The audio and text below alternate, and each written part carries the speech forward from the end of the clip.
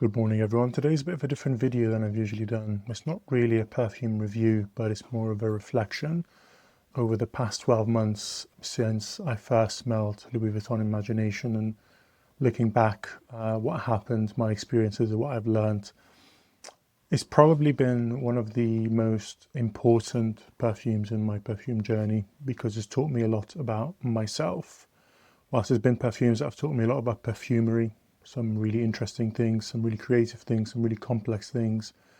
This one taught me a lot about myself, and that's why I actually have a pretty special relationship with it. But it didn't happen straight away. So let's flash back to about 13 months ago. It was maybe around June time. I was looking for a new summer perfume, and obviously I knew that the Louis Vuittons were catching a bit of traction. They weren't very popular on social media at the time. Imagination at that point was the highest rated fragrance on Parfumo, and when something is the highest rated on Parfumo, you kind of have to sample it. So I bought a sample amongst many other LV samples that I got at the time, and I thought, the weather is kind of becoming a bit nice, so let me spray it on. So one day I sprayed it on. It's a very memorable day for me because my wife was having a surgery in a hospital.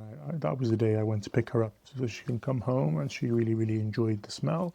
Obviously, she'd been away from home for a couple of days recovering, so it was just really super nice to have her back, and I have a scent memory with it. And normally when that happens, what I'd do is I love it, she loves it, I think it's a great scent, I just go and buy it and we move on. And that really should have happened. But what ended up happening was a 12-month period of mental gymnastics and lack of self-awareness and plenty of ridiculous things to avoid me buying this damn thing. So let me talk you through what happened. So initially I thought, okay, this is perfect. It's great. I have a good scent memory with it now. Let me go and buy it. So I started doing a bit of reading online, doing a bit of due diligence, as I like to do with any purchase, especially expensive purchases. So mistake number one happened pretty much straight away, where I should have went to the store and bought the damn thing. So I went online and did some research, read some reviews, and this was over a year ago now. In the summer of 2024, people were saying, oh, it's been reformulated, the current batches are weak, they only perform for 4 hours. So mistake number one was falling for the reformulation hype. Now, people say this and it's absolutely baseless. There's zero evidence of any reformulation. This is a gripe that I really have with the community, and it's not just content creators, but it's people commenting on YouTube videos, people commenting on Fragrantica and Parfumo. Everyone says stuff without any basis for it. And as a person from a scientific background, it really upsets me and pisses me off because people then just regurgitate the same information. So people say, oh, this has been reformulated, the older batch, you need to find a 2023 because that performs for 8 hours, the new one only performs for 4 hours. And there's so many different variables to that. Some people just don't smell the same molecules very well. Some people just have a hazy memory where they remember something being different than what it actually is. Unless you do an A to B comparison with the damn thing, it's impossible for you to write something about it and believe that. So that's one issue. So the first thing that really put me off making that purchase was like, oh, it's only performs for 4 hours now. The sample that I had performed quite well, actually gave me a whole day's wear basically. So I didn't buy it in the end. What I did was I started looking for an older batch and couldn't find it. So I just gave up. It really just put me off the whole thing. And then I kept on using that sample and I really enjoyed it. It was only a 2 ml sample, so it really didn't last very long. And I sampled all the other ones and they were interesting. Pacific Chill was nice. I thought it was a bit too feminine for me. Afternoon Swim actually had atrocious performance, so that was a no-go at the price that they were asking. And all the lines, all the roads pointed back to Imagination. Just go, buy the damn thing and be happy. And then mistake number two happened. So mistake number two was after I kind of got over the batch variation slash performance anxiety kind of situation where I thought, oh, this is going to be a bad purchase. The second reason I did not buy the perfume is because of the price. It was 255 British pounds at the time for 100 ml. It's actually since then gone up to 260. And I was like, this is a lot. Like, I don't think it's good value. I wanted something with the same or similar scent profile and feel that was better value. My perception of the worth of a perfume was linked to a couple of things, and I've learned a lot from that. One was the price per mil, and the price per mil is such an easy trap to fall into where you think this is too much per mil, I can get this, and it works out cheaper. I can spend the same amount of money and get two of this other perfume.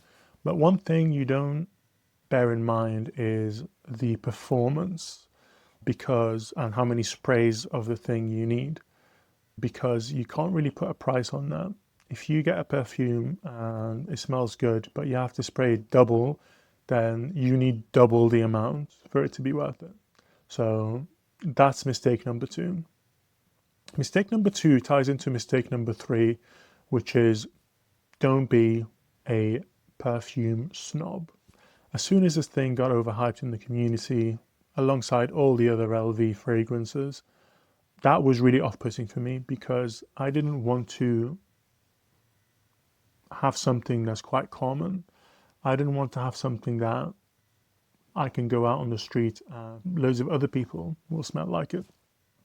Bear in mind, at the time, there was no clones. And that is such a ridiculous thing to really consider because we are in this very small bubble. And actually, how many people in real life in your local area and community wear perfumes? Secondly, let's say it's 5%, 10%. Maybe if you live in a really, really huge metropolitan city and you hang out with all the cool kids, maybe it's 20%, 30%. And then let's talk about how many of those people are wearing a £255 Louis Vuitton fragrance. That drops that number right down. So that's another lesson that I had to learn, is that it's in your head. No one's actually going to smell like this. It's highly unlikely. And if you do see someone in public that smells like it, it's totally okay. It's not about being cool and being common. Now, common is common for a reason. It's because it's likable, and there's nothing wrong with that. So what I did over the past year to avoid buying Louis Vuitton Imagination is I did a few things. The first thing that I did was I thought, to not commit to a full bottle, let me do the sensible thing of buying a decant. So that's exactly what I did. I bought a decant. This is a 50ml Imagination decant. I bought it, I used it, I enjoyed it. Decant taught me another lesson, and that is lesson number 4, and is also lesson number 5, I guess. So lesson number 4 is that presentation actually matters, at least to me, and I think to most people, because I had this decant of this phenomenal fragrance in my fragrance wardrobe, and because it just looked so hideously ugly in comparison to all my other bottles, I found myself gravitating towards it less and less. And it's just a fact. Brands care about presentation. It's not just because it's effective at selling you the bottle, because it looks good on your shelf, but also even when you have already bought it, you just gravitate towards bottles because they look good, especially if you have a wardrobe of, let's say, 20 plus perfumes. Like, this is not going to be eye-catching for you. Do you see what I mean? So that was lesson number 4. Lesson number 5 as well is decants, unless you're buying from someone super reputable, they can be a bit shoddy and you can kind of distrust the decant. So I remember when I got this decant, I was like testing it A to B with a sample that I got, an official sample, to make sure I wasn't getting scammed and stuff like that. And that caused a lot of purchase anxiety. After extensive testing at A to B, I was quite happy and confident that this is actually the real thing. But that was just unnecessary and could have been avoided if I bought the damn thing. Now, despite me disliking the decant bottle because it's just not very aesthetically pleasing or eye-catching, This is actually my second or third 50ml decant of this perfume that I bought. And that shows you that even though it didn't have the posh packaging and the fancy bottle, I still gravitated towards it, and it became a super dumb reach. And that moves me on to lesson number 6 that I've learned from LV Imagination. Lesson number 6 is that some summer perfumes are good all year round, and this is one of them. I wore this in the coldest of cold in November, December, January. There hasn't been a month that I haven't worn this. There probably hasn't been a week that I haven't worn this, to be honest with you, because it's so refreshing. It's not a typical citrus freshie, where actually I really enjoyed it in the winter months at work when I didn't want to offend anyone. It was quite uplifting and mood enhancing and quite relaxing. Lesson number 7. So even after getting this decant, and I knew I really enjoyed it and really wanted to wear it, the biggest hindrance for me to go to the boutique and buy the bottle was that I was being a hipster, and I did not want to be associated with the cool kid TikTok crowd that are overhyping these fragrances for no good reason other than because Louis Vuitton is cool. It's a kind of a two-pronged issue for me. So issue number 1 is that it's totally overhyped, and the people that associate themselves with this brand are people that are just kids looking for clout online, and they totally know nothing about perfume, and they're in it for the wrong reasons. They don't care about what this smells like. They don't care about Jack Cavalier, who's a phenomenal perfumer, by the way. Maybe he's not a master perfumer.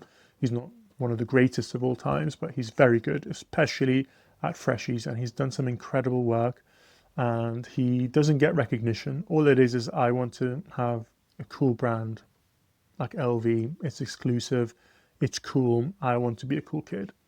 So that was reason number 1 of me being a hipster and a snob towards LV fragrances, and especially Imagination. Reason number 2 is the LV brand itself. I despise it. I don't particularly care for LV. I think it's an elitist brand. I think it's all marketing nonsense. I don't like what they stand for. I really dislike LVMH. I think they've killed a lot of other perfume brands that I really care about and respect, namely Dior, namely Guerlain. So it's just not a brand that I really wanted to invest in. And I went down the rabbit hole of let me get something more respectable, but does the same job. Now, you guys know I'm a bit of a vintage head. So I thought, let's get a fresh tea scent. Let's find out what inspired Louis Vuitton Imagination, who started this kind of scent profile and DNA, because if you go back the years far enough, you'll find something that seems to be original. So I made my first purchase, and it is the discontinued Gucci Pour Homme 2. Now, Gucci Pour Homme 2 is a bit of a vintage classic. It's discontinued, it's hard to get. I had to spend, for this 100ml bottle, it was new, not sealed. I actually bought this without a lid because it was a tester. I came with no lid, and I bought it for like 110.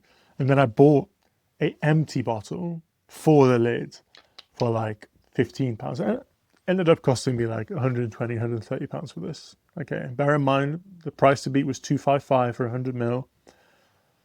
Hipster and vintage head me decided, let's get Gucci Pour Homme. Okay, this is the OG. This has inspired it. It's tea, it's citrus, and I feel good buying this. So let's go for that. I've actually got the dried on my hand right here. And Gucci Pour Homme 2 is indeed a very good fragrance. Okay, it's tea. It's a bit more black tea. It's a bit more tea-centric. It's a bit sweeter. It's less fresh, less clean. The performance is pretty poor.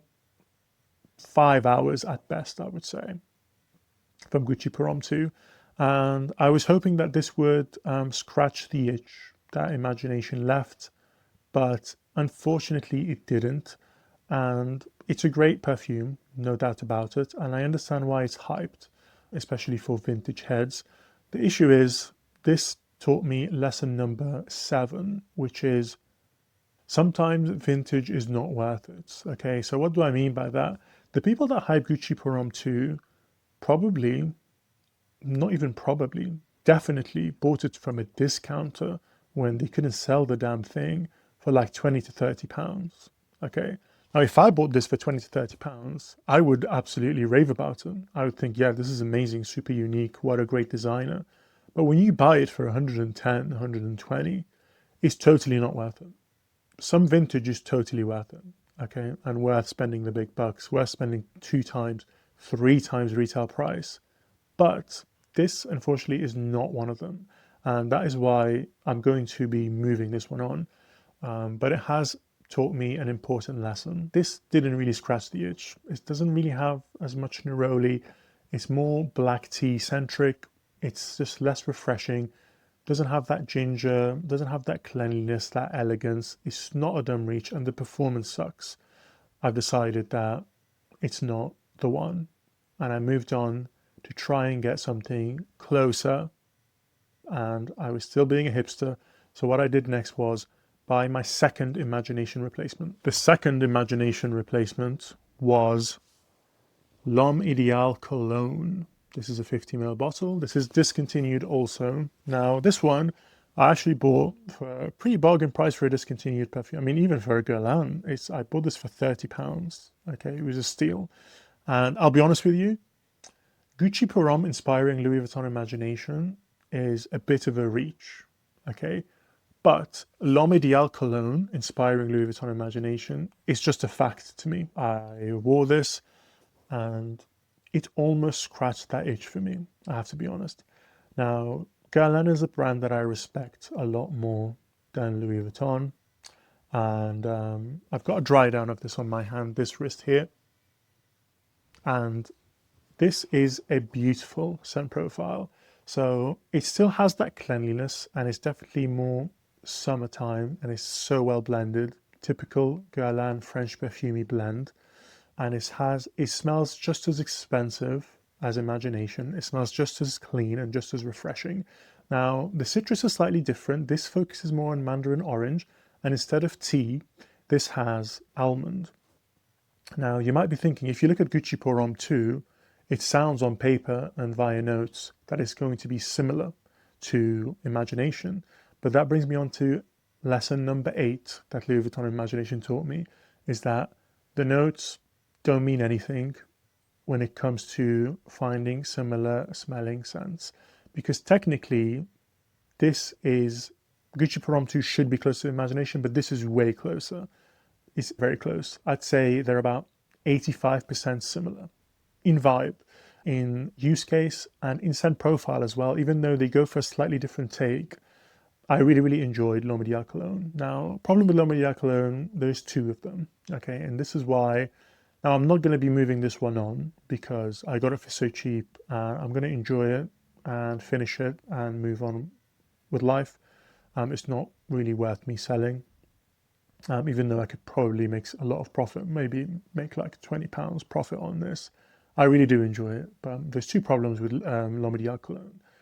First problem is the performance. Okay, this gives you 2 hours, okay? And that's if you spray it on, like we're talking about spam 10, 15 sprays at this thing. The performance is atrocious for me. I get 2, maybe 4 hours. At a 4-hour mark, I'm getting a few whiffs of it. I sprayed this on just before I started recording this video, and I believe that was 20 minutes ago. And it's so quiet. It's so quiet. But that mandarin almond thing is very nice indeed. I will not be able to get a lot of it because it's discontinued.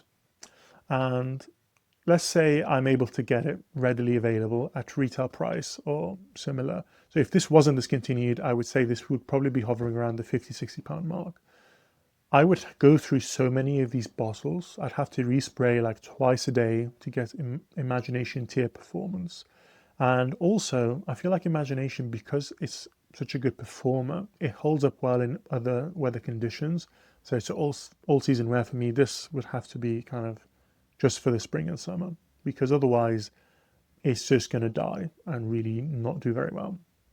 So L'Homme Ideal Cologne really hit it at the park in terms of scent profile, in terms of vibe, but in terms of use case and performance, it just wasn't doing it for me. And when I really looked at it, cost per mil, I'd have to spray this 4 times more than Imagination to even get similar performance. And by the way, I probably still wouldn't. So if this is 50 ml for £60, I'd buy 2 of these for 120. Have to buy 4 of these, you're looking at the same price. So I'm not really saving that much money when I look at it in terms of cost per mil. Let's do cost per actual mils you use. It's not really such a great deal after all. And it's not really a great saving after all. So whilst I was testing these out, I still kept on going through my LV Imagination decant, finish one, this is the other one. In the end, I had to really sit down and be a bit more introspective and think to myself, why did I not buy Imagination? If it's cost, I've already explained. 50ml decant cost me £100. This is the second one, that's £200. Okay. Gucci Pour Homme, it's about 120 to 130, and then I bought this for about 35. I had already overspent. I could have just went and bought the damn bottle.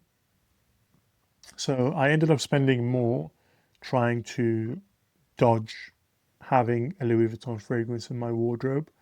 And what that taught me is that it had nothing to do with the price, okay? Because I'm perfectly happy to spend that money. I've got more expensive perfumes in my collection and I never think twice about it. In the end, all it boiled down to was that I was being a snob. I was being a hipster. I hate the kids that overhype the crap out of this. I don't want to be associated with them. I hate the brand. I hate LVMH, the owner. I don't want to be associated with them. But when I break it down, I love this perfume, okay? Say what you want about it. To me, there's nothing out there that's like it. The only thing that I didn't do is find a clone because I know the clones suck. After a whole year of mental gymnastics and ludicrous behavior to try and dodge getting Louis Vuitton Imagination, I had to be introspective. I had to show some self-awareness and maturity. I stopped pointing the blame at this perfume, okay? It's not the kids on social media's fault. It's not LVMH, the brand's fault, that I can't enjoy this and didn't buy it. It's none of that. The fault therein lies within myself. I'm a hipster and I need to stop. It was my fault that I wasn't able to enjoy my most worn perfume of 2024 and 2025 also. Now, a whole year later, 2 decants later, 2 discontinued fragrances from Guerlain and Gucci Pour Homme later, £500 later, I've decided to show some maturity and enjoy my most worn fragrance of the past 2 years, Louis Vuitton Imagination. So I ended up correcting my mistakes of the past year and getting this damn thing yesterday. It took a lot of resistance. It sounds totally ridiculous, and to many of you, probably is. You know, maybe you are a better person than I am, but at the end of the day, this is about learning and being introspective and thinking about our behavior. And Louis Vuitton Imagination, yeah, it might be basic. Yes, it might be overpriced. It's most certainly overhyped, but to me, it's an all-season wear. It's pretty much the closest thing I have to a signature scent. It's definitely the closest thing to have to a Dumb Reach, and for that reason, it's worth it. What I appreciate the most about this perfume, other than the fact that I have a really good scent memory with it, really good scent association, my wife absolutely loves it, I really enjoy it. It smells absolutely phenomenal in the air. The one thing that I really, really love about Imagination is that it taught me a lot about myself.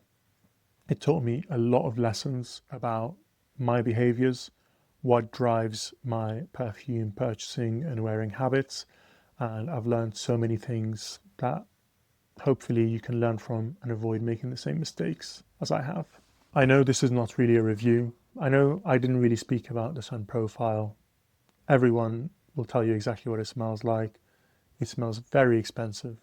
It's neroli, ginger, citrus forward with a nice base of tea and ambroxan. Now, the ambroxan, I hate ambroxan. I despise ambroxan, but Louis Vuitton clearly have used very, very good ambroxan because it gives this all-day performance, which is amazing.